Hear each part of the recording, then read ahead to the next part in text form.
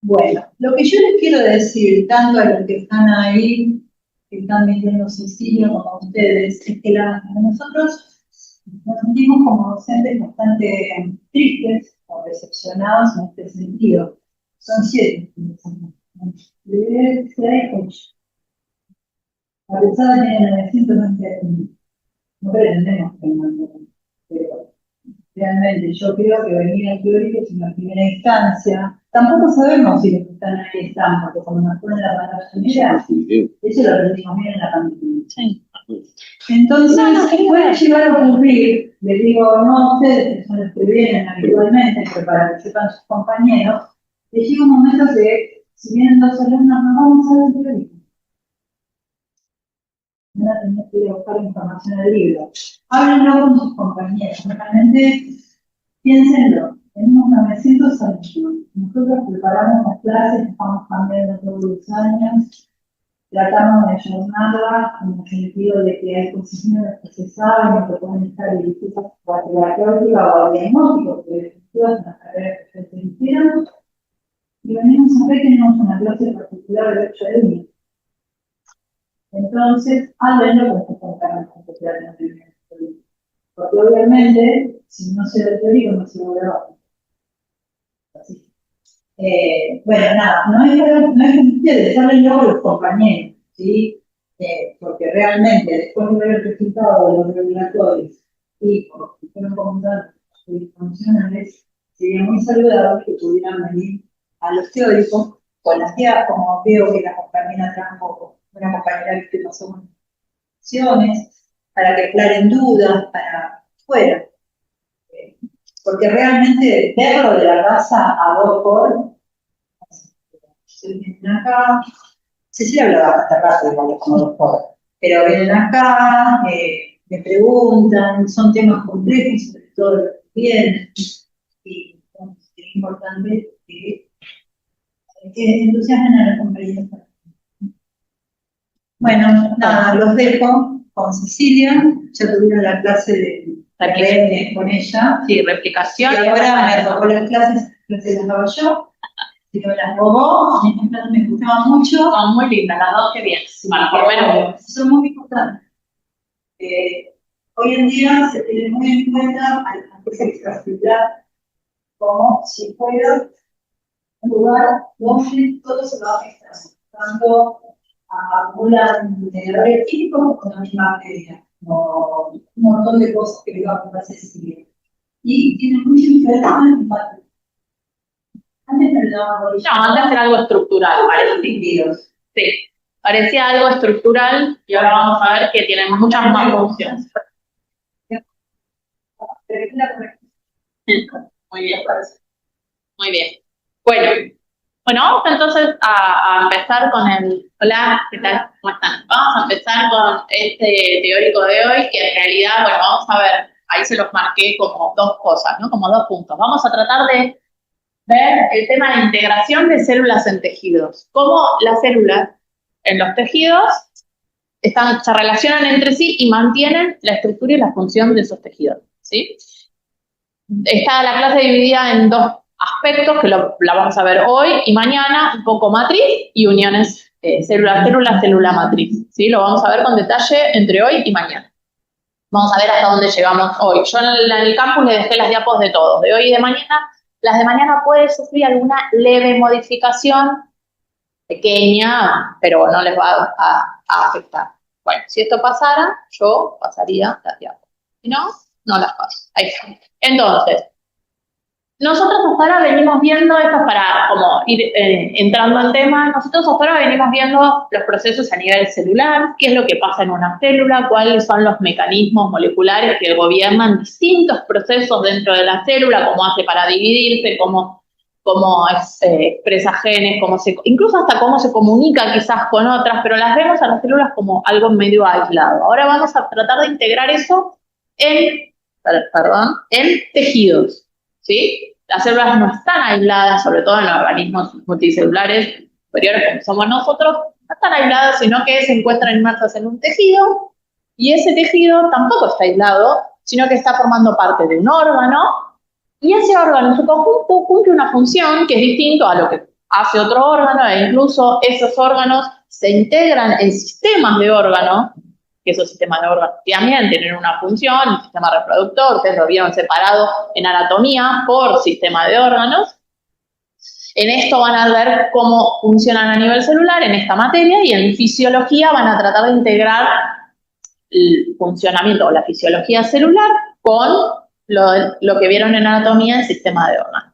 Bueno, y obviamente estos distintos sistemas de órganos van a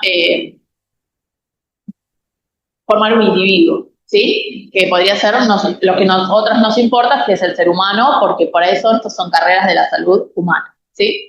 Entonces, esperen que voy a admitir acá. Muy bien. Entonces, esas células que están formando parte, hola, ¿cómo están? Están formando parte de un tejido, ustedes van a necesitar organizarse de una determinada manera para poder cumplir la función de ese tejido, ¿sí? Vieron ustedes también en anatomía que hay distintos tipos de tejidos. Los grandes tejidos en general se dividen en 4, nervioso, muscular, conectivo y epitelial, ¿sí? Y que además está por ahí, algunos lo marcan como algo distinto a la sangre, como otro tejido aparte. Cada uno de estos tejidos tiene un grado de organización que es distinto, ¿sí? Hay tejidos que se consideran más organizados y otros menos organizados. Si pensamos, como lo tienen en este esquemita, el efecto es como una flechita, ¿no? Que va de menos a más organizado. Es lógico pensar que un tejido conectivo, un tejido nervioso, piensen si yo veo un corte de un cerebro, ¿sí? No están tan organizadas las células en ese tejido como lo puede estar en un epitelio, en donde están unidos como en una lámina, las células epiteliales, adosadas a una matriz en particular, ¿sí? Entonces el grado de organización es variable, es distinto. Vamos a tratar de hablar un poco de esto, de cómo se organizan entonces las células en los tejidos, y vamos a ver que acá como ejemplo tenemos un epitelio, ¿sí? En particular, los tejidos en general, el tejido más organizado es el tejido epitelial, sin duda.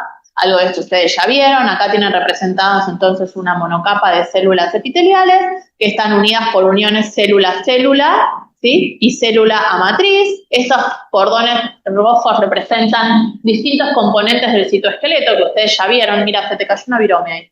Del citoesqueleto, ¿sí? Y este citoesqueleto es importante porque va a permitir que esas células resistan un estrés mecánico, ¿sí? Y que se transmita entre ellas y formen una barrera, ¿sí? En todo sentido, que por un lado permita o no el pasaje de distintas cosas de un lado al otro de la célula, e incluso actúe de barrera de protección, ¿sí? De un estrés más mecánico. Por otro lado, por debajo de estas células tenemos el tejido conectivo, que también va a permitir soportar un estrés mecánico, pero tiene que ver con soportar otras cosas, soportar otro tipo de tensiones y de, por ejemplo, la compresión para que ese tejido no se rompa, ¿sí? Y ahora vamos a ver cómo. Ese tejido conectivo o ese estrés mecánico lo soporta principalmente la matriz extracelular. Entonces, en el teórico de hoy vamos a hablar de la matriz extracelular y cómo está compuesta, etcétera, etcétera. Vamos a hablar de un tipo particular o una especialización de la matriz extracelular, que ustedes lo vieron seguro en anatomía, que es la lámina basal, ¿sí? O membrana basal, lo pueden haber escuchado también en anato, que no tiene que ver, porque se llama membrana, pero no tiene nada que ver con la membrana plasmática de la célula, ¿sí? No está compuesta por lípidos, no tiene nada que ver con las membranas, sino tiene que ver con una lámina de una composición particular, característica de cada tejido, que es matriz en realidad, pero que tiene una composición particular y por eso se hace una distinción, y que está inmediatamente por debajo de las, o rodeando a la célula que lo produce, ¿sí? Una de las principales, bueno, vamos a empezar a hablar un poco entonces de la matriz extracelular así en general y cuáles son sus componentes. Acá tenemos una definición del libro. Algo que no les aclaré es que para este teórico me basé en las últimas ediciones disponibles de ambos, del Alberts y del Lodge, ¿sí? cuando tomo las imágenes, en la mayoría les fue poniendo de dónde era, sobre todo cuando no está en los dos libros, les puse bien en qué libro está, ¿sí? Porque, por ejemplo, el Albert quinta edición, que es el que está disponible en castellano, tiene imágenes que el Albert octava, que está disponible en la Deep Web, pero en inglés, hay imágenes que no están en los dos libros, ¿sí? Entonces, yo cuando es importante, que qué sé yo, les pongo la referencia. Más allá de eso, las vamos a ver acá, lo vamos a charlar acá, ¿sí? Pero lo digo porque por ahí ustedes van a agarrar el Albert, empiezan a leer y esta imagen no está. Bueno, pero yo por ahí les aclaro que es la octava edición que en ese libro. Si alguno quiere, puede venir y yo les muestro el libro, ¿sí? Se los doy para... Bueno, entonces, la matriz extracelular, y lo mismo pasa con el Albert, ¿sí? Les aclaro, lo mismo pasa con el Albert, hoy en día en novena edición está disponible, ¿sí? Bueno, acá tenemos una definición, es una malla, una red compleja de macromoléculas, básicamente o principalmente son proteínas y polisacáridos, ¿sí? Que vamos a ver cómo se organizan estas proteínas y esos polisacáridos, pero es una red compleja de macromoléculas que están, como dice, interdigitadas, asociadas, que se unen para formar esta matriz, para formar esta matriz y son secretadas por células que están en el espacio alrededor, o sea, digamos, la secreta una célula para llenar el espacio que está alrededor de ella, ¿sí? ¿Cuál es la típica célula que produce la matriz extracelular? Los fibroblastos, ¿sí? Los fibroblastos son la principal. Después podemos tener células especializadas, por ejemplo, si estamos hablando de un tejido conectivo especializado, como puede ser el hueso o el tendón, podemos hablar de un osteoblasto, un condroblasto, ¿sí? Que en definitiva son fibroblastos light, ¿sí? Son células que provienen o que tienen las características de fibroblastos. Y van a secretar una matriz especializada distinta, con ciertas características que cada tejido, que uno, si quiere trabajar con un tejido en particular, debe conocer. ¿Y por qué hago este comentario que se los hago acá? Pensemos en el trabajo práctico número 1 que ustedes vieron, que tenían células, que las cosechaban, ¿sí? O en el taller 1, no solo en el TP. En el taller, cuando vieron cómo puedo obtener yo un cultivo primario. ¿Se acuerdan que si yo quiero obtener un cultivo primario de hígado, por ejemplo? Bueno, primero voy a tener que obtener un fragmento de hígado, ¿sí? De algún organismo, y luego lo voy a tener que disgregar, no romper las células, pero sí romper esa matriz para que me queden las células aisladas. Bueno, entonces yo tengo que conocer cómo es esa matriz, porque si yo quiero aislar hepatocitos, voy a tener que conocer qué componentes tiene la matriz extracelular del hígado. Es algo medio obvio que estoy diciendo, pero, y mira, si yo quiero, por ejemplo, obtener, que existe esto, como bioquímicos lo pueden llegar a tener que hacer el día de mañana, quiero tomar una biopsia de un paciente de piel para aislar fibroblastos. Bueno, no es lo mismo, es la matriz de la piel que la del hepatocito. Entonces tengo que conocer cómo está compuesta esa matriz para poder aislar esos fibroblastos, ¿sí? Bueno, y esos fibroblastos yo podría estudiar distintas cosas, distintas a nivel genético, de funcionalidad, depende de lo que yo quiera estudiar. Pero se usa mucho esto de aislar células de fibroblastos. De hecho, un tipo de célula madre que hoy en día se está utilizando muchísimo, no me quiero meter mucho con esto porque por ahí lo van a ver un poco más adelante, en el teórico que va a dar el doctor Favale, donde tienen algo de diferenciación y eso.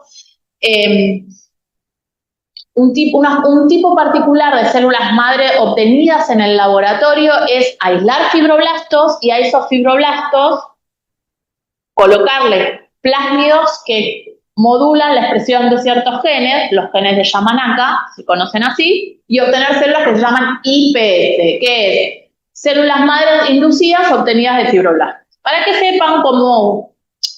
un dato.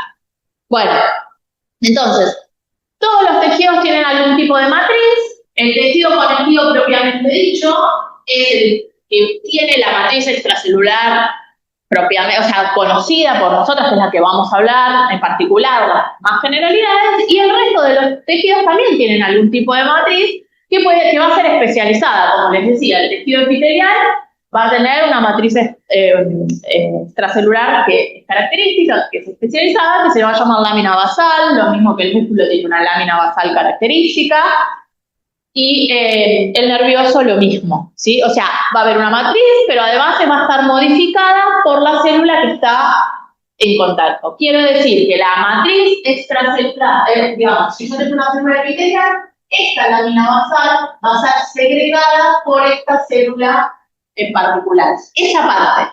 Pues esta parte lo puede producir un fibroblasto, ¿sí?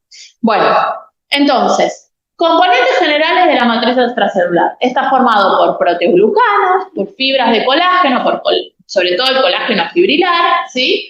Y por proteínas multiadhesivas de la matriz. Ahí tenemos representados las moléculas de colágeno, en particular acá tenemos las G tipo 4 y acá tenemos las fibrilares, que son estas las que van a formar sobre todo las fibras de colágeno de la matriz extracelular.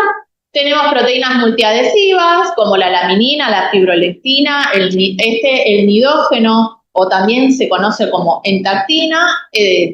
Es una proteína también que lo vamos a ver muy pequeña que permite interrelacionar todos los componentes de la matriz extracelular, y el perlecano es un ejemplo o es uno de los principales componentes de la matriz extracelular, y vamos a ver cómo están conformados estos proteoglucanos. ¿Sí? Importa. Por ahora tenemos estos tres componentes. Vamos a ver generalidades de las funciones de la matriz extracelular. Como antes estábamos hablando acá con la doctora Fernández, la matriz extracelular se creía que era un soporte, como si fuera un andamiaje donde las células se pegaban, estaban ahí y como mucho lo usaban como, no sé, como cables para colgarse y moverse de un lugar a otro, pero parecía algo estático. Hoy en día ese concepto cambió completamente. Y entonces, como las funciones ahora vamos a ir viendo, y este listado les va a dar cuenta de que tienen muchas más funciones de las que creíamos.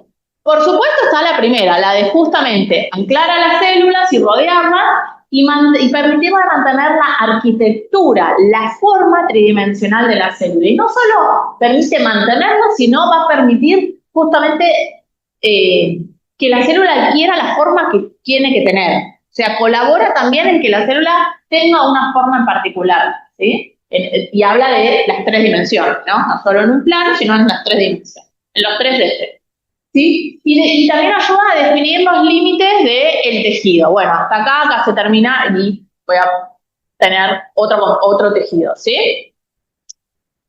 Va a permitir, como dice ahí, determinar las propiedades biomecánicas. Claro, si yo tengo un tejido rico en moléculas que son muy elásticas, por ejemplo, el tejido que forma parte de los pulmones, que tienen que comprimirse y descomprimirse completamente, no va a ser igual que el del hueso, que es la matriz extracelular del hueso. Entonces va a definir, por ejemplo, como dice ahí, la rigidez, la elasticidad, la porosidad, si algo puede pasar o no a través de este tejido, ¿sí?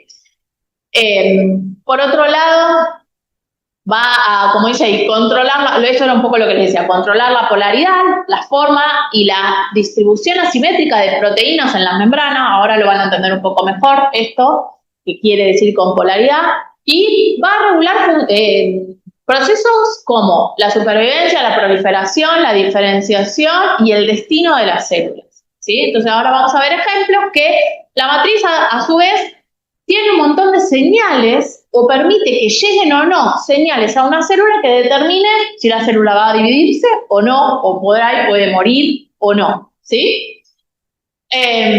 Como dice ahí, puede inhibir o facilitar la migración celular, ¿sí? Va a permitir que una célula pueda atravesar o pasar por esa matriz o no, de acuerdo a distintas...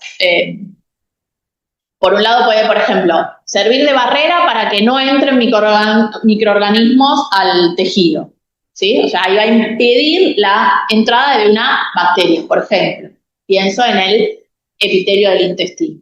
Pero por otro lado, vamos a ver que hay células, por ejemplo, si yo tengo un tejido que se daña, yo necesito que ese tejido sea invadido por glóbulos blancos, distintos tipos, pero para hacer frente a esta infección. Entonces, esto la matriz extracelular lo va a permitir, ¿sí? Lo tiene que permitir, porque si no, tenemos un problema, ¿sí? Entonces, va a, como dice ahí, por eso dice inhibir o facilitar la migración.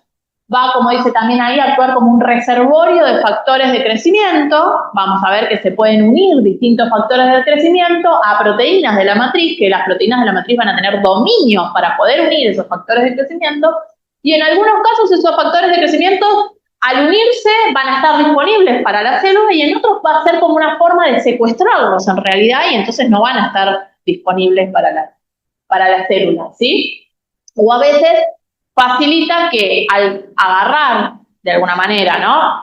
No es una palabra más muy académica, al unir sería lo más correcto, va a presentar a la célula de manera correcta el factor de crecimiento para que interaccione con el receptor que está en la célula y va a permitir que actúe ese factor de crecimiento. Y por último, bueno, dice activación de los receptores de señalización. Algunas proteínas de la matriz vamos a ver que van a colaborar con receptores de la membrana celular, y eso lo van a entender más que nada en el ejemplo que les voy a dar al final, mañana, ¿sí? No hoy, pero bueno. Va a colaborar con receptores de señalización que están en la membrana de la célula para que se activen, ¿sí? Son como co-receptores. Y además, bueno, lo vamos a ver después, no me voy a meter más con esto. Entonces, vamos a hablar un poquito de los componentes.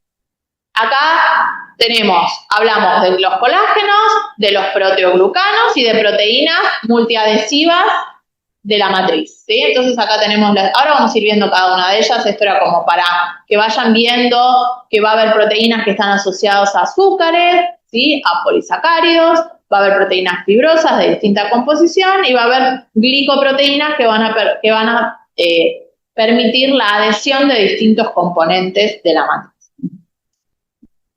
La primera que vamos a hablar es del colágeno en general, ¿sí? Los colágenos vamos a ver colágeno en todo, vamos a ver colágenos en la matriz, vamos a ver colágenos en la lámina basal, ¿sí? Los principales componentes de la matriz extracelular son los que están pintados en celestito acá arriba, los colágenos fibrilares. Los colágenos tipo 1, 2 y 3 son los clásicos, que forman las matrices de la mayoría de los tejidos, ¿sí? La matriz extracelular. La piel, los tendones, los cartílagos, ¿sí? Vamos a encontrar alguno de estos tres colágenos de tipo fibrilar.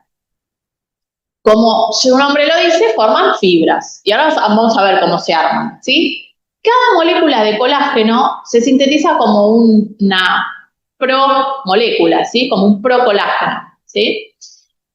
Y ahora lo vamos a ver un poquito después. Pero fíjense, está compuesta por una cadena alfa, ¿sí? La molécula se sintetiza como una procadena alfa, ¿sí? Y 3 cadenas alfa se van a entrelazar entre sí formando la fibra de colágeno, ¿sí? Entonces acá la tenemos, la cadena alfa, esto es la imagen de un libro, esta es la imagen del otro libro, acá está marcada la glicina porque la cadena alfa son ricas en residuos de glicina, en aminoácidos que son más bien pequeños, ¿sí? Y como dice acá, se van a entrelazar formando o uniendo 3 cadenas alfa, ¿sí? Todas las cadenas de colágeno fibrilar tienen una cadena alfa con su isoforma 1, no importa, eso es un dato, ¿sí? Lo importante es que son 3 cadenas alfa que se entrelazan entre sí formando este tipo de hélice, que acá acá son 2 representaciones de lo mismo, y que si lo miráramos desde arriba, acá tenemos la fibra, se vería como de esta manera, ¿sí? Como dice acá, bueno, hay 42 genes que dan lugar a 40 tipos de colágenos distintos. Ahí vamos. Como pro-cadenas alfa. Y esas pro-cadenas alfa se unen entre, se forma la cadena alfa. La cadena de colágeno, la molécula de colágeno. Okay. Ahí vamos a ver la síntesis del colágeno, que es particular. Ya que estamos hablando de eso, acá viene tu pregunta. Es una proteína que va a estar en la matriz extracelular, con lo cual, conectando con cosas que ya vieron acá ustedes, sigue la vía de síntesis de proteínas secretorias, ¿sí? Su síntesis comienza en el citoplasma, ¿sí? Se va a reconocer el péptido señal y va a ir a sintetizarse en los ribosomas asociados al retículo, ¿sí? O sea, sigue la vía secretoria. retículo, Golgi, vesícula de secreción, espacio extracelular. ¿Sí? Bueno, y como les dije, se va a sintetizar como una procadena alfa. ¿Sí? Por eso tiene el dibujito una cadena roja, que es la cadena definitiva, y esos extremos en verdecito. ¿Sí? Como todas, vieron que ustedes habrán visto la síntesis de proenzimas, por ejemplo. Bueno, esos fragmentitos de los extremos se van a terminar clivando en algún momento. ¿Sí? Bueno, entonces, lo primero como muestra ahí es, ya acá estamos, esto sería como un espacio de retículo y Golgi, ¿sí? Y, ¿por qué digo retículo y Golgi? Porque van a ocurrir cosas que ocurren en el Golgi y en el retículo. Por eso es como que en esta imagen está como representados ambas, ustedes ya saben que no esta no es la forma y ya saben qué ocurre en cada uno de los compartimentos. Lo primero que va a ocurrir es la hidroxilación de residuos de prolina y lisina, ¿sí? Que tiene esta procadena alfa, ¿sí? O sea que se van a hidroxilar, por eso acá en el gráfico aparecen estos hidroxilos agregados, ¿sí? Y estos grupos hidroxilos son decisivos para varias cosas. Por un lado, para algunos van a ser glicosilados, ¿sí? Y otros, además, son importantes para permitir el ensamblado de las 3 cadenas alfa, luego cuando lleguemos al momento, ¿sí? Bueno, fíjense que esta hidroxilación o este agregado de grupos oxidrilos en lisina y prolina da lugar a aminoácidos que se llaman hidroxilisinas, hidroxiprolinas, gracias a Dios es fácil el nombre para acordarse, y es mediado por una lisina hidroxilasa, ¿sí? Que su característica es que usa como cofactor vitamina C, ¿sí? Entonces, personas con mucha deficiencia por algún motivo de vitamina C, no es un poquito, es mucha deficiencia en vitamina C, sufre una enfermedad que se llama escorbuto y que la falta de vitamina C provoca que tengan una defectuosa síntesis de colágeno, por lo cual sus tejidos son defectuosos. Nada, esto es para conectar lo que vamos viendo, todo tiene una aplicación a la vida real, se refleja en hechos de la vida real. Bueno, entonces, nada, ese era un dato de color. Seguimos con la síntesis de la molécula de colágeno. Una vez que se hidroxila, van a agregarse también grupos azúcares, va a sufrir distintos tipos de glicosilaciones, ¿sí? Y eso va a permitir, como les decía, el ensamblaje de las 3 cadenas alfas, ¿sí? En realidad de las 3 procadenas alfas sería lo correcto, ¿sí? Y luego esta procadena alfa va a haber una proteína, que por eso la puse acá para no olvidarme yo, la HCP47, es una, ¿cómo se dice? Chaperona, que va a ayudar a que se pliegue, a mantener la estabilidad de estas 3 cadenas alfa y a que se empaqueten en vesículas de secreción, ¿sí? Y las vesículas de secreción, bueno, va a permitir, va a liberarse las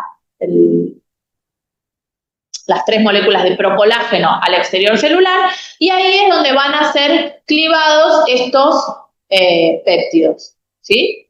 Los péptidos verdecitos sería. Y esta es la molécula de colágeno propiamente dicha, que la vamos a tener en el espacio extracelular. Hasta ahora son fibras, ¿sí? Por eso recuerden que son colágeno tipo 1, 2 y 3, colágenos fibrilares, forman fibra. Entonces estas moleculitas de colágeno se van a asociar entre sí, ¿sí? Miren acá, tienen una representación de un fibroblasto y tienen alrededor fibras de colágeno, para que vean cómo se ven. Se ven fibras, ¿sí? Es una microscopía electrónica, ¿no? De un tejido conectivo en donde tenemos un fibroblasto rodeado de fibras de colágeno. Entonces, como les decía, esta molécula de colágeno se van a asociar entre sí, creo que viene, a ver, ahora, ahí está, se van a ir asociando entre sí, ¿sí? Estas cadenitas, formando una fibrilla. Entonces tenemos una molécula de colágeno que se van a asociar entre sí y que la característica de esta fibrilla es que las moléculas de colágeno se van disponiendo como les muestra acá, que está acá abajo, no lo dice, pero dice como corridas por como 67 nanómetros, está justo abajo de esto, no lo puedo sacar, ahí abajo donde está esta marquita, y entonces por eso, al haber desfasaje en las moléculas de colágeno, si yo las miro al microscopio, se ven estas estriaciones en la fibrilla de colágeno. Es porque están desfasadas y se generan esos espacios, esas marcas negras, si yo lo miro al microscopio. Estas son imágenes de microscopía electrónica. ¿Sí? Bueno, entonces, a su vez, estas fibrillas de colágenos se pueden agregar entre sí formando fibras más grandes. ¿Sí? Entonces tengo la molécula de colágeno que se puede asociar formando fibrillas, y esas fibrillas se van a agregar formando fibras más grandes. Y eso es importante porque es lo que podemos tener, fíjense, fibrillas formando fibras, y si se siguen asociando, los tendones, ¿sí?, tienen una matriz transcelular muy rica justamente en colágeno fibrilar. ¿Sí? Por eso tienen esa forma estirada, y por eso, bueno, está representado acá para que la asociación de varias moléculas de colágeno me permite dar una fibra de colágeno, en definitiva un tendón. Bueno, acá tenemos ejemplos de los colágenos que forman fibras o fibrilares, y como dato anecdótico, estas, para que sepan, ¿no? Mutaciones en, por ejemplo, el colágeno tipo 1 puede dar lugar a, por ejemplo, defectos en huesos, ¿sí?, que son lábiles, en una enfermedad que recibe el nombre de osteogénesis imperfecta, y los colágenos. Los huesos son frágiles y se quiebran fácilmente, se parten fácilmente, ¿sí? Lo mismo, una mutación en el colágeno de tipo 2 da lugar a otro tipo de enfermedad que es una condrodisplasia, y eso afecta más que nada a todo lo que son los cartílagos, ¿sí? Y ahí también pueden romperse los cartílagos, puede dar lugar a enanismo porque no permite, los huesos no se pueden asociar bien al cartílago y el hueso no puede crecer, entonces queda la persona cortita. Y un tercer síndrome, si se mutan el colágeno de tipo 3, alguna mutación en su síntesis, puede llevar también a fragilidad de la piel, sobre todo, ¿sí? Pero también, bueno, puede dar articulaciones débiles y huesos lábiles también, ¿sí? Nada. Hasta acá estamos viendo entonces los colágenos fibrilares, ¿sí? Los que forman fibras o fibrillas, ¿sí? Sí. Sí. No entiendo la fibrilla, el hecho de la extracción que hay. Las moléculas se acomodan, no tengo cómo mostrarte, ¿no? Una con respecto a la otra, como desplazadas, no están una apilada a la otra, sino que una se pone acá, la otra se coloca acá, la otra se coloca. Entonces, esa disposición genera, primero, espera que ahí voy, ya llego, ahí está, ¿ves? Esto era lo que decía. Esta disposición, que esto nos permite después generar conexiones, ¿no? Es lo que hace que se vean estas bandas blancas, negras en el microscopio. Nada, es algo que se logra visualmente, pero esto que se ve en el microscopio es consecuencia de que haya un desfasaje en las fibras, y eso le da más soporte al tejido, ¿sí? Porque si se pusieran toda esa piradita, no podría conectar esto con los del lado, sería más difícil la conexión. Eso permite generar una estructura con mayor resistencia. ¿Resistencia justamente a qué? A la tracción, ¿sí? A la tracción, a la tensión. Muy bien.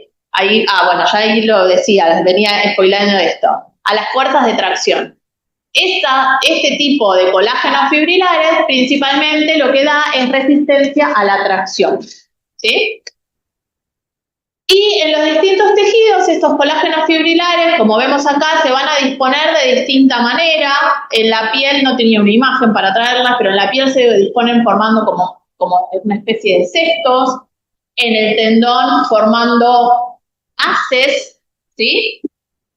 Fascículo, ¿sí? Una estructura más estirada. Y, por ejemplo, en el hueso, una red de colágeno se dispone sobre otra adyacente en forma perpendicular, ¿sí? Entonces, que un poco se ve un poco en la imagen. Fíjense que esta tiene como un sentido y esta tiene otro sentido. Eso le permite dar más soporte al tejido. En este caso piensen que es un hueso que tiene que ser bien duro, que tiene que resistir fuerza de tracción en todos los sentidos, ¿sí?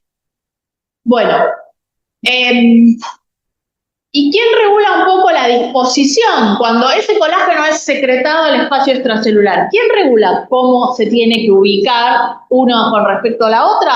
Bueno, y ahí van a aparecer los colágenos que se asocian a las fibrillas. Sería en el cuadrito el que está abajo, que está empintadito en celeste, ¿sí? Estos colágenos que se asocian a las fibrillas, ¿sí? Como ejemplos clásicos tenemos el 9 y el 6, ¿sí?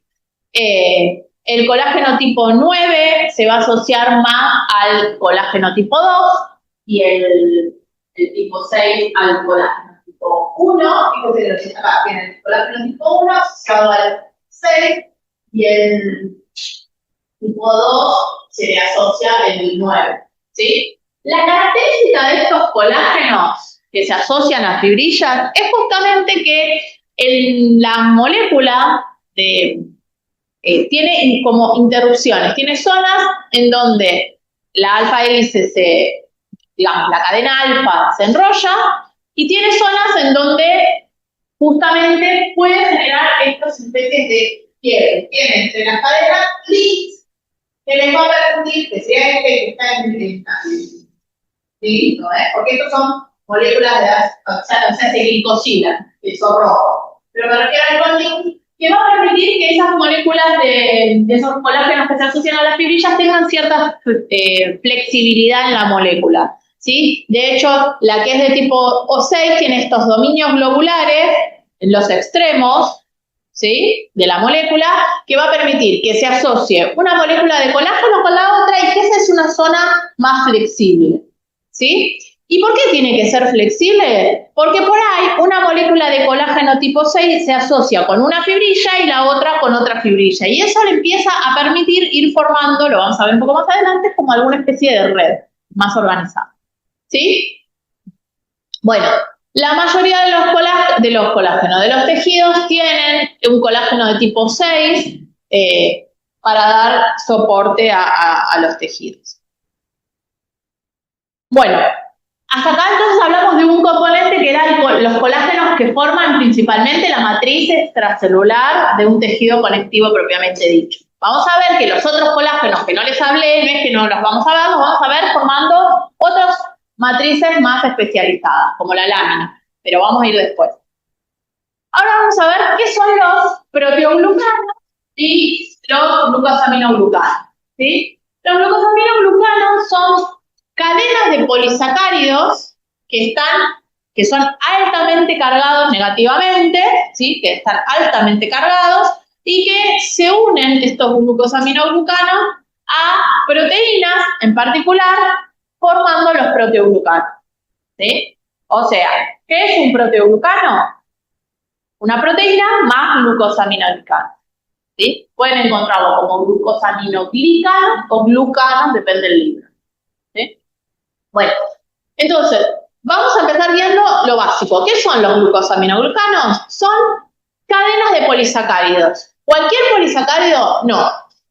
Son repeticiones de disacáridos determinados, ¿sí? O sea, polisacáridos me está hablando de muchos azúcares, pero ¿son cualquier azúcares? No. Son repeticiones de disacáridos particulares, que ahora lo vamos a ver, ¿sí? Y son repeticiones lineales, no se ramifican, ¿sí? Y esos glucosaminoglucanos, no todos, pero algunos, pueden ser modificados, por ejemplo, sulfatados o sialilados, ¿sí? Se agregan ácidos siálicos, se agregan glucosulfato y eso es lo que hace que tengan alta carga negativa, ¿sí?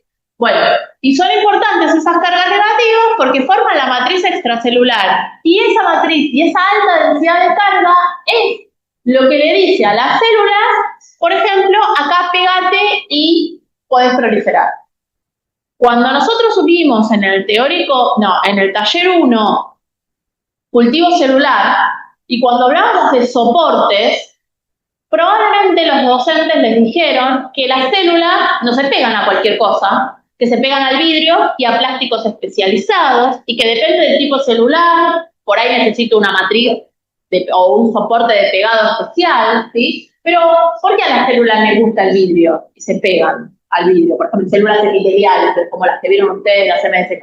Porque ven una alta densidad de cargas negativas, los grupos cianilato del vidrio, que simulan una matriz extracelular, y entonces la célula, en particular les voy a hablar de la NSK, que es la que conozco bien, pero igual otros tipos celulares también, ven las cargas negativas, dicen, hoy tengo matriz, hoy empiezo a secretar una proteína, laminina, que la vamos a ver ahora en un rato, que representa la matriz, ¿sí?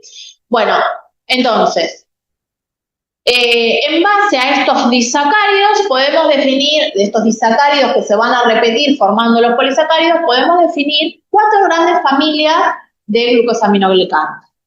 La familia del heparansulfato o heparina, ahora vamos a ver. La familia de la heparina, la diferencia con el heparansulfato es que está muy cargado con grupos, muy modificado con los grupos sulfato, y la heparina ustedes la deben haber escuchado como un anticoagulante, ¿sí? Porque tiene la propiedad de inhibir una molécula de la cascada de coagulación, gracias, porque no encontraba. Y bueno, y entonces eso va a permitir que no se me coagule, por ejemplo, la sangre cuando yo tomo una muestra, ¿sí? Otra vez el queratansulfato, el condroitinsulfato y el hialuronano o ácido hialurónico, ¿sí? ¿Alguien hizo una pregunta? No, afuera, ¿no? Bueno, fíjense que el hialuronano lo vamos a ver con un mayor detalle, ahora lo vamos a ver porque tiene una alta aplicación, por ejemplo, en la estética. No me sale la palabra, en la medicina estética. Ahora vamos a ver por qué. Fíjense, por ejemplo, el hialuronano acá yo les decía que iban a hacer repeticiones de un disacárido, ¿sí? Acá tenemos un disacárido, ¿sí? Que se va a ir repitiendo sucesivamente. Entonces, ¿qué determina qué glucosaminoglicano, qué familia es? Bueno, el disacárido, ¿sí? Y el tipo de unión, si es alfa o beta, ¿sí? Y ¿qué disacárido es? Por ejemplo, en el hialuronano tenemos ácido glucurónico y N-acetilglucosamina, ¿sí? Estos son los dos azúcares que se van a unir en una unión beta 1,3, ¿sí? Porque tiene el carbono 1 con el carbono 3, beta 1,3, ¿sí? Estos dos disacáridos que se van a repetir, por eso les ponen estos paréntesis acá, al menos como mínimo 25.000 veces. O sea, el hialuronano es una cadena bien larga, que es muy rica en grupos oxidrilo, ¿sí? Y esta característica que tiene muchos grupos oxidrilos es lo que la convierte en una molécula muy, que puede unir mucho agua. Y ahora vamos a ver por qué es importante eso. Bueno, el heparansulfato es la unión alfa-beta, porque puede ser alfa o beta, ¿sí? Es indistinto, de ácido glucurónico y N-acetilglucosamina, ¿sí? Que a su vez se puede sulfonar, o sea, puede estar modificado, ¿sí? En varios puntos dándole una alta densidad de carga negativa.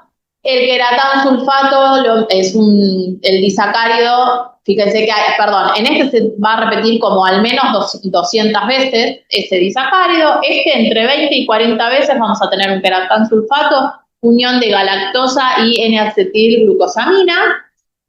Y el condroitinsulfato o dermatansulfato, pueden encontrarlo también, van a ser al menos 250 veces, se van a repetir, y tenemos ácido glucurónico y N-acetilgalactosamina.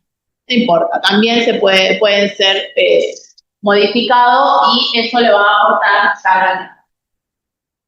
Estas moléculas, fíjense que son muchas repeticiones y que no se ramifican, o sea que son, no quiero decir fibras, pero son moléculas bien estiradas que se van a acomodar en un determinado espacio, ¿sí?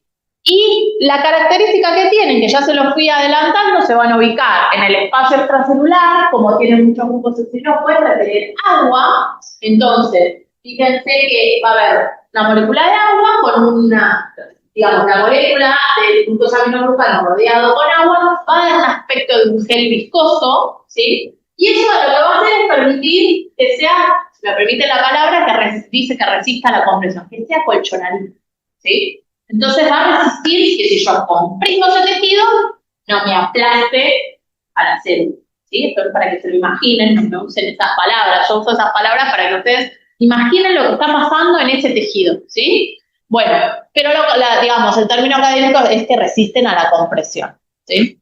Bueno, y eso, que tiene una alta densidad de carga negativa, obviamente va a acoplar, va a asociar cationes, ¿sí? Entonces también, sobre todo sodio, va a ser un lugar donde va a secuestrarse, además de agua, cationes, y esos cationes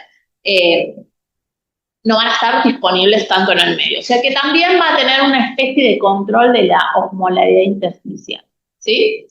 Bueno, ya les dije, entonces va a ser importante estas características de que retiene agua y que forma una especie de gel viscoso en la compresión, ¿sí?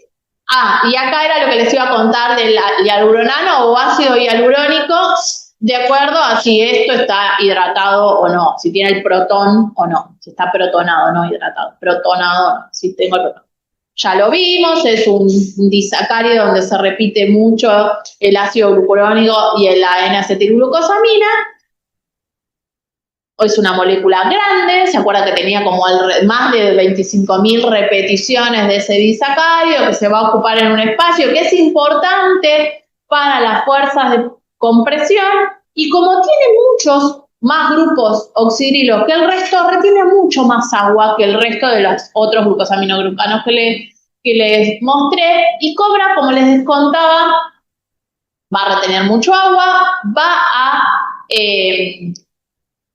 servir como, fíjense, imagínense esto, yo tengo una célula y por debajo tengo mucho ácido hialurónico que va a secuestrar mucho agua y eso va a empezar a expandirse, ese gel viscoso, ¿sí? Por eso dice ahí que es como, actúa como de space filler, como que te llena los espacios. Y miren mi cara, ¿dónde podríamos llenar espacio? Estoy bastante gordita, pero no me refería a eso. Digo a las, ¿cómo se dice? A las arrugas. El ácido hialurónico se usa como relleno para las mujeres que se quieren, o hombres, ¿por qué no? Que se quieren poner labios bien gruesos, o quieren simular, por ejemplo, las líneas de expresión, ¿sí? Porque justamente llena un espacio, ¿sí? Entonces, le da volumen y va a, de alguna manera, desde adentro empujar el tejido, entonces va a disimularme una arruguita, una marca de expresión, por ejemplo, ¿sí? Y a su vez, también existe esa matriz formada, y a esto voy, que era lo que quería acá, esa matriz rica en ácido hialurónico va a ser remodelada gracias a la acción de hialuronidasas, ¿sí? Entonces, hay veces cuando hay médicos que se les puede ir la mano, y qué sé yo, pueden corregir por el agregado de hialuronidasas, ¿sí? Esto lo estoy hablando en la medicina estética. En la realidad, igualmente, esto pasa en los tejidos. Hay ácido hialurónico, que le da soporte, que resiste la compresión, que retiene el agua, que qué sé yo. Y además es importante, como dice ahí, en la migración, porque así como puede retener cationes, retienen unos, algunos receptores, que lo vamos a ver ahora un poco más adelante, algunos receptores de membrana de las células tienen dominios de unión al ácido hialurónico, ¿sí? O hay células que pueden detectar el ácido hialurónico, se unen y eso las ayuda a ir anclándose al tejido y migra. Bueno, y esto era lo que les dejo acá, esto que les contaba del ácido hialurónico. Esto que está en inglés está re bien explicado, los distintos tipos de ácido hialurónico que existen disponibles, le puede interesar a los farmacéuticos. Les dejé acá abajo una empresa, porque esto uno se engancha y empieza a buscar y aparecen cosas muy interesantes. Esta creo que es española, esto es una medicina estética en España también. Les dejé los links, que si quieren chusmear y jugar y qué sé yo. La de abajo esta de acá abajo es una empresa que comercializa, o sea, fabrica, y ahí un farmacéutico puede tener injerencia en el laboratorio, que fabrica ácido hialurónico para venderlo como molécula para la medicina estética. En este les explica la importancia de los tipos de, si es de cadena, o sea, tiene que tener una gran cantidad de repeticiones. Pero hay algunos que tienen lo mínimo, un poco más, un poco más. Entonces, de acuerdo al largo de ese ácido hialurónico, va a penetrar más, que eso lo explica acá, en el tejido, y entonces las más cortitos que pueden penetrar más en el tejido, van a ser más duradero a largo plazo, me va a disimular más la arruga a largo plazo, mientras que los más grandes van a quedar, obviamente esto se tiene que inyectar, no pasa la piel, ojo ahí con los productos que te dicen que te pongo ácido hialurónico por afuera, porque no va a entrar, pero sí le va a dar la sensación de más hidratada la piel, pero por afuera, ¿sí? En el que te inyectan ácido hialurónico abajo de la piel, de la subdermis, entonces ahí sí voy a tener agua que va a estar ocupando espacio y entonces me va a disimular las arruguitas. Bueno, eso es para si quieren chusmear. Y porque acá hay farmacéuticos o bioquímicos que pueden trabajar en las empresas que producen estos productos, ¿sí? Bueno, entonces, después acá tenemos el otro componente que eran los glucosaminoglucanos. Hablamos de los que son los GAGs, ahora hablemos de los que son los proteoglucanos. Los proteoglucanos, como les dije, una proteína, que está representada acá, que se une por un enlace, ¿se acuerdan las proteínas O glicosiladas o no glicosiladas? Bueno, como estos son residuos de serinas O glicosiladas, tiene un link, 4 residuos de azúcar que sirven de link nada más para mí, ¿sí? Con el glucosaminoglucano en cuestión, que van a variar de acuerdo al proteoglucano del cual estemos hablando, ¿sí? Estos, acá tenemos los más importantes, acá tenemos los extremos. El agregado más importante está aquí.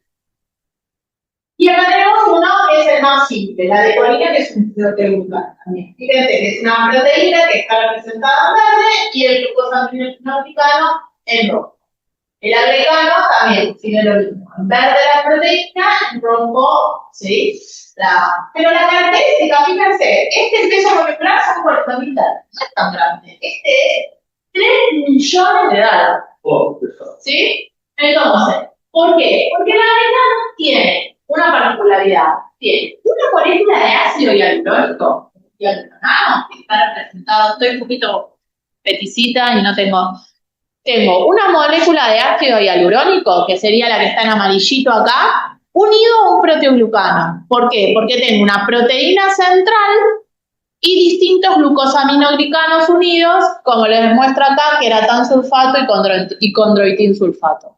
¿Sí? O sea, el agregano es un agregado de proteoglucanos aparte, ¿sí? Porque tiene muchos asociados. Entonces acá tenemos, fíjense que este proteoglucano, que tiene la proteína central, para unirse a las moléculas de hialuronano, tiene proteínas que las asisten. No importa, no nos vamos a aprender ahora los nombres. Fíjense que acá tenemos una microscopía electrónica del agregano, ¿sí? Para que lo vean.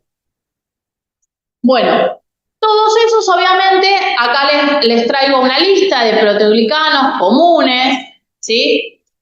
Este era lo que yo le decía, el agrecano es el más importante en los cartílagos, ¿sí? Y van a dar soporte mecánico, ¿sí? Las funciones. Y acá tienen algunos otros ejemplos, la decorina, el betaglucano, que son chiquititos, ¿sí?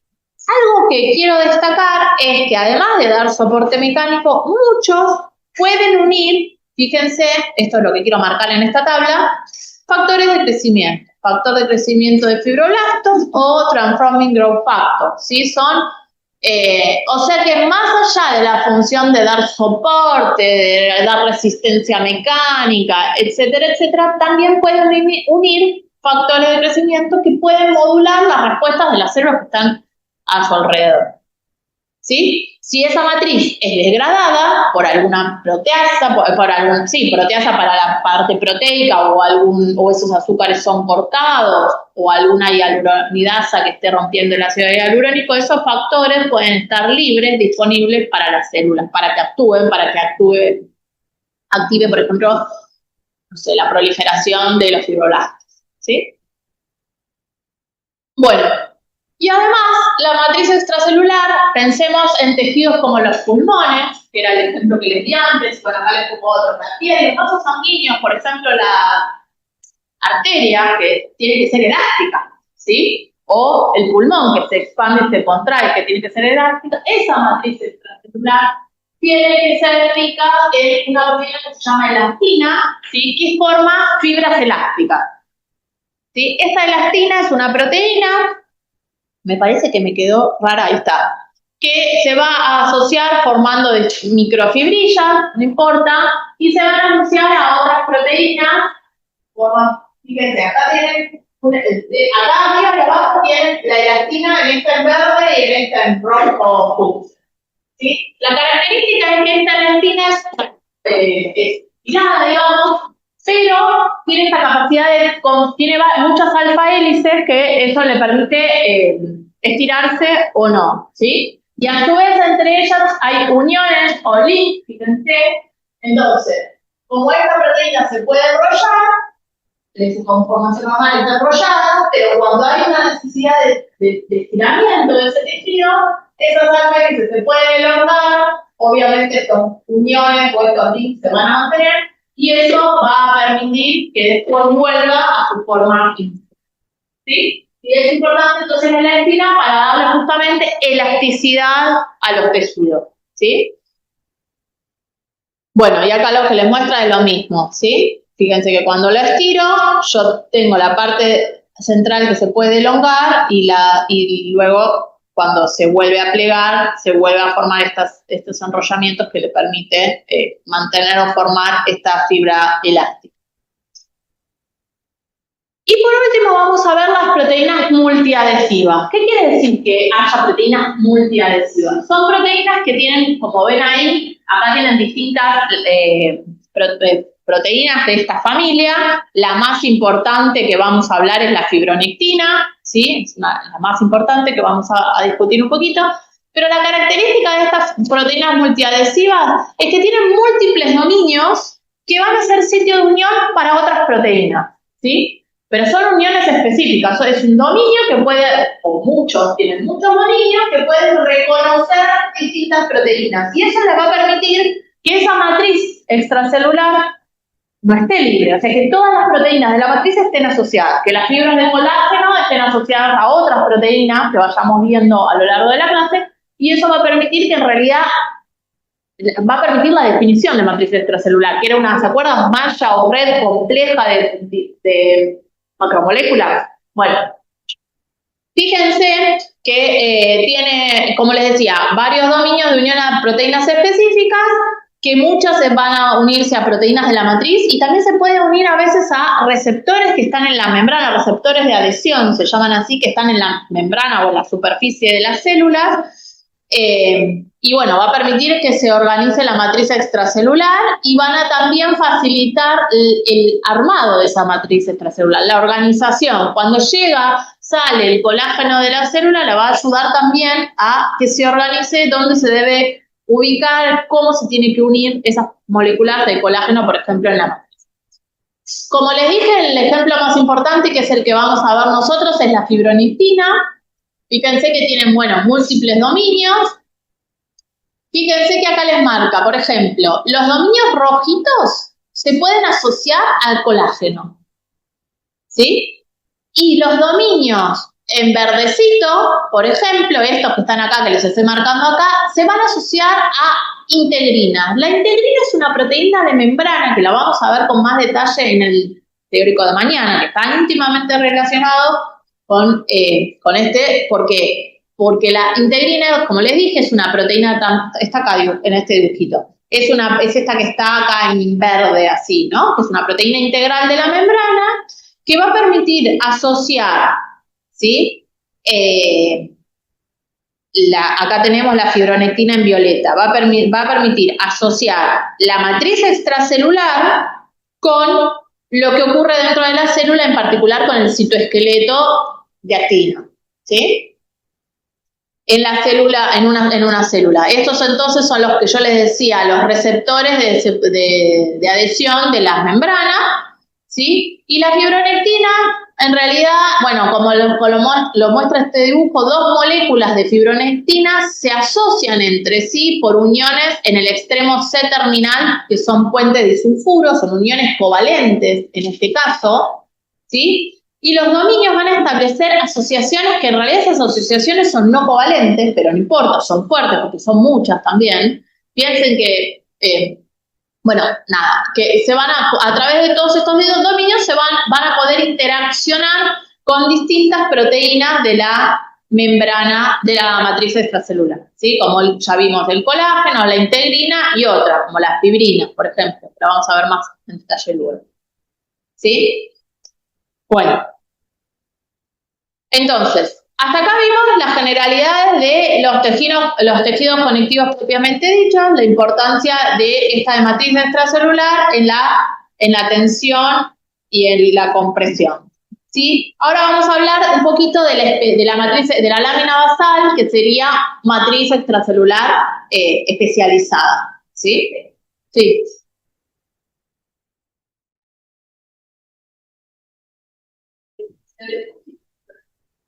Porque la molécula de fibronectina, ¿cómo está formada? Digamos? Acá es un monómero. Esta es la molécula de fibronectina, pero cuando se sintetiza, se unen dos moléculas de fibronectina por su extremo C-terminal mediante un enlace puente disulfuro. Estamos acá, ¿sí? Para que lo vean. Nada, la estructura final, la molécula de fibronectina final, que es la que vamos a encontrar en la matriz, en realidad es dos moléculas de fibronectina unidas por un puente disulfuro. Es nada. Y después, por cada uno de estos dominios, va a poder interaccionar con distintas proteínas de la matriz. O te marqué el rojito con el colágeno, el otro verdecito con, por ejemplo, la integrina. ¿Sí? Bueno, entonces, ya vimos un poco la matriz extracelular, vamos a hablar de la lámina basal, que como ya venimos viendo, es una especialización de esa matriz extracelular, es una lámina, como dice ahí, delgada, flexible, resistente, de moléculas de matriz, que le va a dar sostenimiento sobre todo a distintos tejidos, a los epitelios, es muy importante en los epitelios, y que va a ser sintetizada por la célula a la cual rodea. Por ejemplo, en el dibujito de la célula epitelial, fíjense que estas células del epitelio va a sintetizar esta lámina basal y por debajo vamos a tener el tejido conectivo, la matriz extracelular, ¿sí? En la célula muscular, en la lámina basal va a estar rodeando a la membrana, o sea, va a estar rodeando a la célula muscular, a la fibra muscular, ¿sí? Entonces, la lámina basal va a separar las distintas células, por ejemplo, en esta fibra muscular, o las distintas fibras, en este caso sería, lo que les decía es, o se va a ubicar alrededor o como tejido subyacente, justo debajo, ¿sí? Por ejemplo, en el glomérulo renal también esta lámina basal va a permitir separar distintos tipos celulares, o distintas hileras o capas de células, las células endoteliales, que forman el vaso, el endotelio, o las células epiteliales que van a estar formando los túbulos, ¿sí? Por ejemplo. Y además, en este caso particular, la lámina basal no solo va a dar soporte y va a contener a las células, va a dar soporte y va a permitir la estructura del glomérulo renal, sino que también actúa como un filtro, va a actuar como un filtro selectivo permitiendo o no pasar distintos tipos de moléculas, o no, ¿sí? Acá tenemos imágenes de microscopía electrónica donde tenemos la célula, miren acá se ve perfectamente la lámina basal y acá todo el tejido conjuntivo de por debajo. Acá está al revés, esta es la célula, acá tenemos la lámina basal y acá podemos tener fibras de colágeno más fibrilares del tejido conectivo o conjuntivo, como lo quieran llamar. Y acá es una tinción de Paz donde se ve perfectamente por debajo del epitelio, de este epitelio, cómo se ve perfectamente la lámina basal, ¿sí? Bueno, ¿cuáles son las funciones? Y bueno, no deja de ser matriz, o sea que tiene muchas de las funciones de la matriz. Le va a dar sostén, estructura y forma o arquitectura a las células, va a actuar como filtro, permitiendo pasar o no distintas moléculas. Y esto es muy importante, la lámina basal es muy importante para determinar la polaridad celular. Y denme un ratito que ahora vamos a ver qué quiere decir esto de polaridad celular. Desde ya les aviso, no hay diferencia de distribución de carga. El concepto de polaridad acá no estamos en química, acá estamos en biología, ¿sí? Tiene otro significado, ¿sí? Pero desde ya algo vieron ustedes cuando en el TP, pero lo vamos a retomar ahora. Les va a permitir organizar las proteínas de la membrana, ¿sí? Ahora lo vamos a ver esto un poquito también, o lo vamos a ver en la clase que viene. ¿Por qué? Va a influir en el metabolismo celular, por supuesto, porque si va a poder unir proteínas que regulen o que se actúen como señalizadoras sobre esas células, va a influir en todas las células, ¿sí? En el metabolismo o en la supervivencia, la proliferación, la diferenciación, la desdiferenciación y la migración celular, en procesos fisiológicos y en procesos patológicos, ¿sí? Va a cobrar importancia esta lámina. Bueno, componentes de la lámina. Los componentes de la lámina obviamente tienen un tipo de colágeno distinto a los anteriores, es el colágeno tipo 4 principalmente en esta lámina basal. Una proteína en particular, la laminina, que era lo que les contaba, por ejemplo, con las MDSK, que cuando detectan las cargas negativas del soporte, ellas mismas pueden secretar laminina, ¿sí? Entonces se arman su matriz light, su lámina basal light, en realidad, en la placa de cultivo, ¿sí? Y eso, y otras proteínas que participan es, el nidógeno o entactina, que lo vamos a ver ahora, y un proteoglucano, que es el perlecano, ¿sí? Y como se fijan acá, obviamente la lámina basal, como les dije, va a ser secretada, y esto es importante, sobre las células, las células que descansan sobre ella, las que se unen directamente sobre ella. Entonces, la célula epitelial va a sintetizar su lámina basal, ¿sí?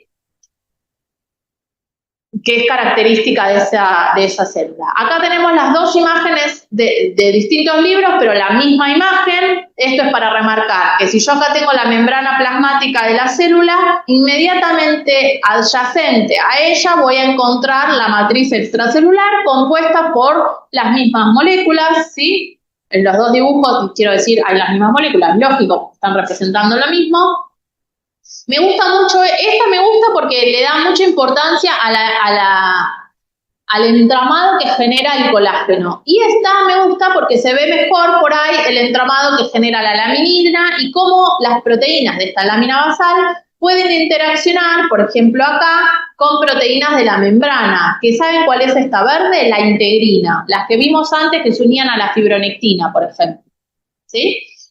Entonces sería acá, como las proteínas transmembranas que están obviamente en la membrana de la célula. Y fíjense que todos los componentes de la matriz de alguna manera tienen una flechita, por así decirlo. Es decir, que todos los componentes de la matriz se interrelacionan, tienen dominios, puntos de control para poder formar realmente lo que son, una red. ¿Sí? Bueno, el primer componente, dale, sí. Es que estaba por todo el que están sobre ella. Se separa el colectivo y el legal. El colectivo también colabora en las láminas farmacéuticas. No, el conectivo es sintetizado por el fibroblasto, que está en el tejido conectivo. Claro. En cambio, la célula epitelial sintetiza su lámina basal. ¿Sí? Si vos tuvieras un dibujito, tengo la célula epitelial, la lámina basal acá abajo, es sintetizado por esta, y el tejido conectivo que tengo acá es sintetizado por un fibroblasto. ¿Sí? ¿Sí? Bueno. Entonces, la lámina basal, uno de los componentes, como les dije, era la laminina. La laminina tiene una característica, es una proteína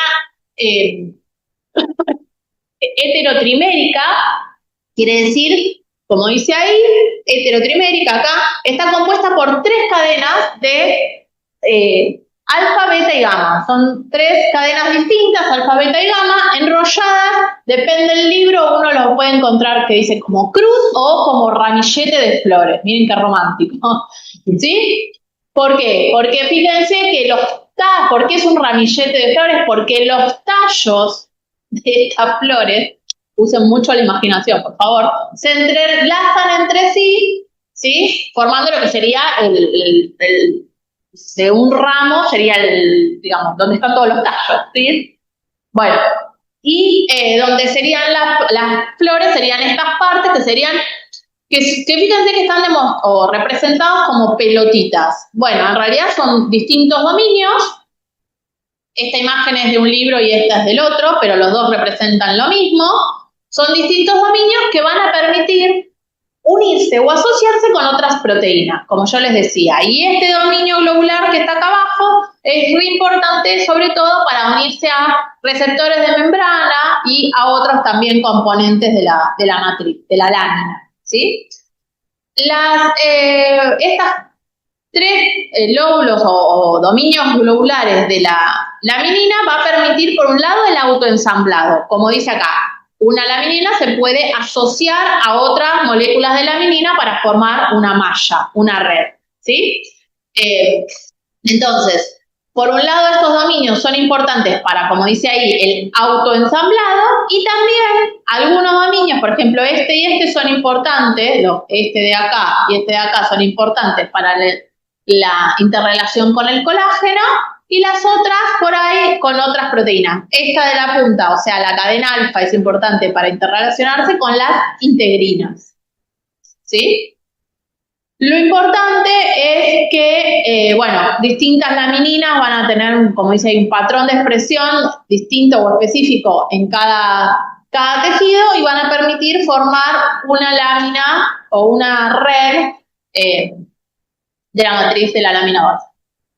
Con respecto al colágeno, el colágeno que va a estar formando la parte, digamos, la lámina basal va a ser justamente esta, que no la habíamos visto, que es el más conocido, es el colágeno tipo 4, como lo llaman acá, formador de láminas y de anclaje, ¿sí?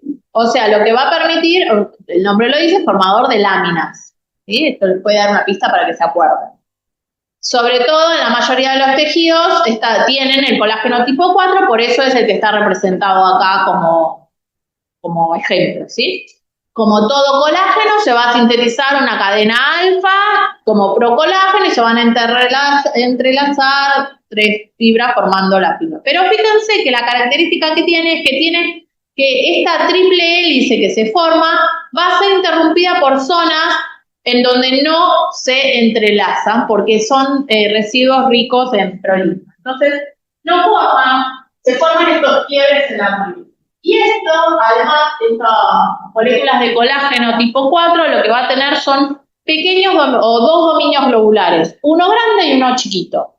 En el extremo N-terminal tiene uno pequeñito, que está representado acá, por ahí desde ahí no lo ven, y en el C-terminal tiene uno grande. Y estos dominios globulares van a permitir la asociación de moléculas cabeza a cabeza o cabeza a cola, ¿sí? Formando o dímeros y tetrámeros que a su vez se pueden asociar formando esta red, ¿sí? Y a su vez, estos colágenos, recuerden que la laminina tenía dominios para asociarse con este colágeno. ¿Para qué? Para que todo esté anclado, ¿sí? Para que todo forme una red o una malla. Y miren cómo se ve, así esta es una red de colágeno tipo 4 en un microscopio electrónico, como para que lo vean. Son lindas estas imágenes, que para que uno lo que ve en un dibujo lo pueda ver plasmado en una imagen real. La otra molécula que forma parte de la lámina basal es el perlecano, justamente para darle más flexibilidad. Ves que la molécula se puede como quebrar, tiene un punto de quiebre, entonces le da angulación. Si fueran todas estiradas, nunca se podría asociar con la del lado, ¿sí? Bueno,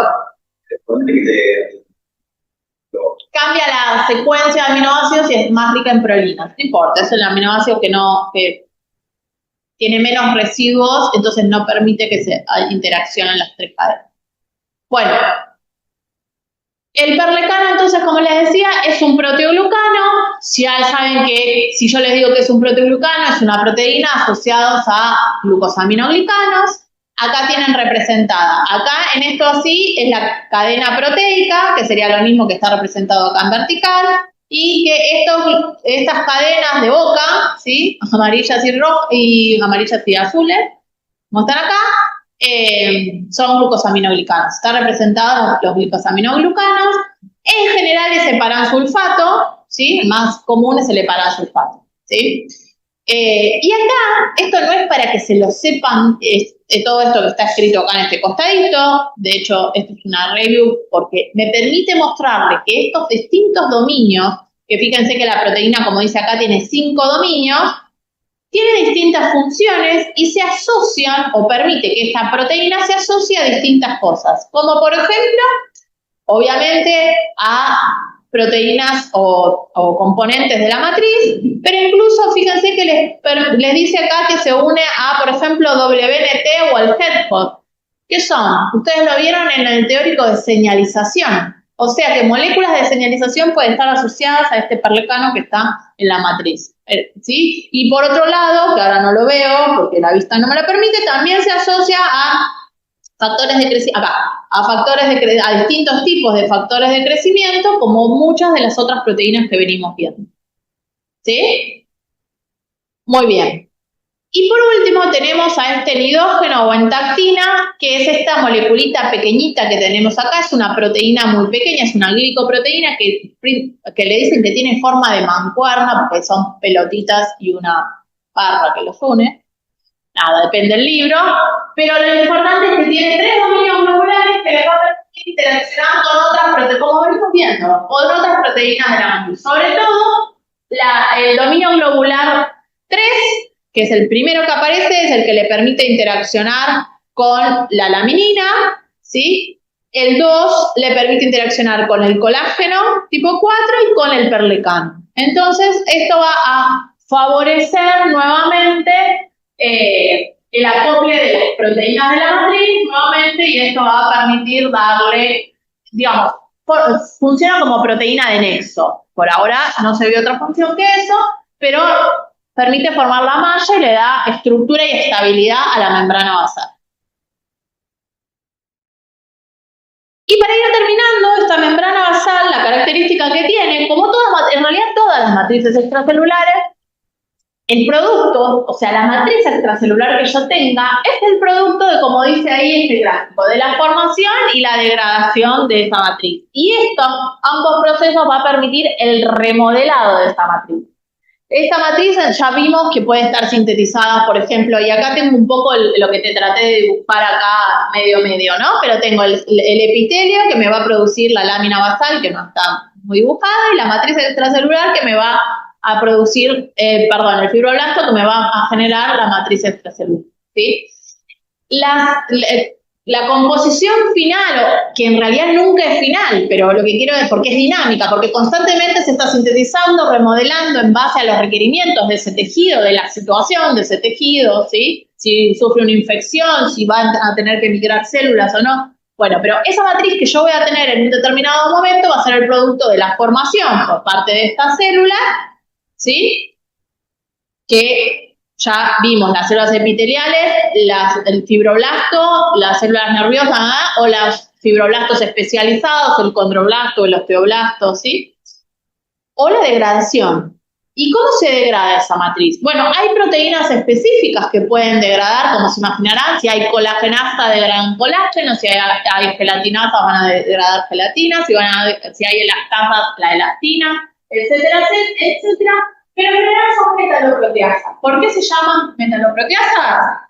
Básicamente porque porque usa como cofactores metales, como les muestra ahí el calcio o el zinc, y bueno, depende de su actividad de estos, ¿cómo se llama? Iones, y que su función está regulada por un lado, por que se sinteticen, algunos se sintetizan como proenzimas, entonces se tienen que activar, se sintetizan, se secretan y se tienen que activar en el tejido, ¿sí? Por otro lado, ocurren o se secretan o se liberan en un lugar en particular, y eso permite regular el remodelado en un lugar en particular y no en toda la matriz, ¿sí? Por eso dice activación local.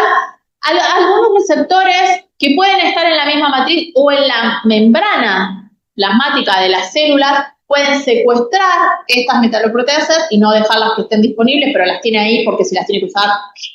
O incluso las puede colocar en el lugar correcto para que actúen donde tienen que actuar y a su vez también hay secreción de inhibidores. Así como se secretan las metaloproteasas, también se pueden secretar inhibidores para que, bueno, actúen pero que después sean inhibidas. O que se mantengan inhibidas y que cuando tienen que actuar, esos inhibidores se pueden eliminar y puedan actuar las metaloproteasas. Pero bueno, es importante este concepto. ¿Por qué? Porque todo el tiempo está ocurriendo un remodelado de la matriz. Durante la morfogénesis, eso lo van a ver mucho más en el teórico, creo que es del doctor Favale, donde van a ver que esa matriz va a direccionar por dónde tiene que ir la célula y cómo se tiene que organizar ese tejido para obtener el órgano maduro, ¿sí? Va a controlar la proliferación, la supervivencia y muchas respuestas celulares, porque como fueron viendo, secuestran, almacenan factores de crecimiento. Va a permitir la movilidad celular, ¿sí? Y ahora les voy a dar un ejemplo claro y concreto de movilidad celular, y participan en los procesos de reparación de lesiones. Y algo ya les estuve diciendo, pero les voy a dar 2 ejemplos para como terminar esta primera parte, que igual va a ser el teórico. Piensen una cosa, la célula, por ejemplo, un tejido epitelial, sufre una lesión. Una parte de las células muere la célula, pero esa matriz va a servir de soporte. Primero para que estas células epiteliales proliferen y lo usen de base para adherirse y formar ese tejido continuo, ¿sí? Entonces, va a servir para reparar lesiones. Va a servir para que migren células, por ejemplo, esta que se va a dividir, va a tener que ir moviéndose en este sentido. Por ejemplo, si acá tengo otra célula, que migren en este sentido para llenar este espacio, ¿sí? Eso por un lado. Y por otro, esos son algunos ejemplos. Un ejemplo muy importante que ustedes deben haber escuchado es, por ejemplo, en los tumores, ¿sí? Imagínense que una célula del epitelio acumula mutaciones, ya lo van a ver en el teórico de cáncer, acumula mutaciones, se vuelve maligna, empieza a proliferar, como está mostrando ahí, y va a llegar un momento que esa célula va, sobre todo en los tumores metastásicos, a querer metastatizar, a querer migrar. Bueno, ¿qué hace esa célula? Lo primero que hace, y esto es una característica que también lo vamos a ver la clase que viene, es desdiferenciarse. O sea, pasa de una célula epitelial a una célula mesenquimal, ¿sí? Empieza a perder características de célula diferenciada y adquiere características de célula indiferenciada. Y una de las características es adquirir la capacidad de migrar. Entonces, deja de tener algunas de las proteínas de anclaje, que las vamos a ver la clase que viene, va a dejar de estar agarrada de sus células vecinas y van a empezar a adquirir esta capacidad de migrar, pero para poder migrar, para poder llegar desde este epitelio hasta el vaso, lo que va a hacer es degradar sintetizar un conjunto de metaloproteasas para ir degradando esa matriz, haciéndola más permeable para poder llegar al vaso, ¿sí? Y por eso muchas veces, es la forma que tiene una célula maligna de poder llegar a un tejido a distancia, ¿sí? Bien que hay algunos tipos de tumores que sí suelen dar metástasis en un órgano, que por ahí es a distancia. Bueno, ¿cómo llegó? Bueno, viajó por torrente, ¿sí? O por linfa a veces, por los vasos linfáticos, ¿sí? Fíjense que en esta representación tenemos un tumor rodeada por otras células, algunas buenas en el sentido de glóbulos blancos que llegan al lugar para tratar de eliminar esa célula maligna, que esas glóbulos blancos también van a eliminar metaloproteasas. Este MMP son las siglas en inglés de metaloproteasas, y para tratar de llegar, o sea, viene del vaso y para llegar a donde está la célula tumoral tiene que ir también abriéndose paso por esa matriz, ¿sí? Entonces, ellos también pueden secretar metaloproteasas para poder ellas llegar al sitio. Imaginemos no una célula metastásica. Si entró una bacteria al tejido, bueno, tiene que llegar hasta esa bacteria para, por ejemplo, destruirla, ¿sí? Bueno, los fibroblastos lo mismo. Y además, fíjense que acá tenemos TIM. Esos TIM, en realidad TIM. ¿Saben qué son esos TIM? Son las inhibidores de metaloproteasas que les conté en la diapo anterior, que se secretaban, bueno, Las células tumorales son expertas en secretar esas también para no permitir que migren tantos estas, pero sí ellas. ¿Sí? O sea, segregan inhibidores de las metaloproteasas que secretan las células, pero no de las de ella, para ella poder ir rompiendo y llegando. Son bastante piolas, en realidad son bastante malas. ¿Sí? Bueno, estamos en tiempo de siembra. Vamos a terminar acá el teórico de matriz, ¿sí? Y la clase que viene, hoy vimos matriz, vamos a avanzar con uniones célula-célula, célula-matriz, ¿sí? Así que ya les spoileé a ustedes, ¿sí? Cualquier cosa, sí, ya saben, ya les dejé mi mail y etcétera, las diapos pasadas. Pues si no queda igual en las diapos, al final está. Bueno, gracias. Chao. Chao.